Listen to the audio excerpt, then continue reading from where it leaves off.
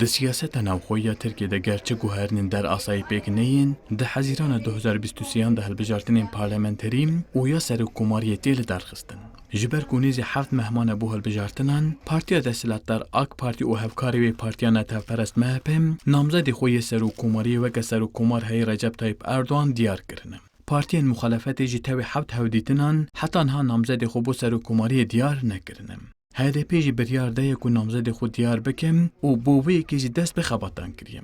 Derbarê wê mijarê de berpirsê karûbarên hilbijartinê yên HDP amaje pê dikin ku heta niha bo kesê pêşniyaza namzediyê nehatiye rêkirin, lê hewza hatiye awkirin de gelek nav hene.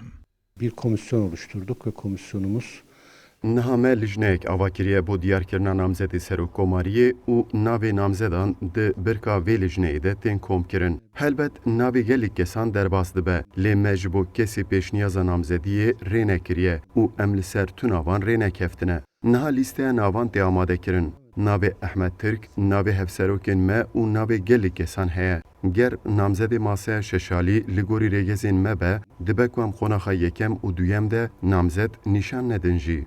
Bi bûçûna şîrovekarên siyasî jî HDP ji ber çend sedaman dev ji namzediya Selahattin Demirtaş berdaye û tevê ku çendîn navbên bilêwkirin jî HDP benda namzedê masaya şeş aliye. HDP'nin şu aşamada Niha HDP li gel pêkata İttifaka Ked û Azadiyê di nav hevdîtinan de navê hevserokan Mithat Sancar, Pervîn Buldan, Ahmed Tir, Rıza Türmen û serokê berê Yekîtiya Bijîşkan Gencay Gürsoy derbas dibe. Ji ber ku Demirtaş di girtîgehê de HDP dê Demirtaş neke namzed. Lê belê HDP hê jî li benda namzedê masaya şeşaliye û namzedê masayê ger li gor wan nebe naçarî dê namzedê xwe nîşan bidin. Di hilbijartina serokkomariya sala 2018 de HDP hevserokê xwe yê berê Selahattin Demirtaşê ku niha di girtîgehê de ye wek namzed nîşan dabû. Demirtaş bi rêjeya ji sadê 8.4 nêzî 5 milyon deng bi dest xistibû û bibû sêyemî.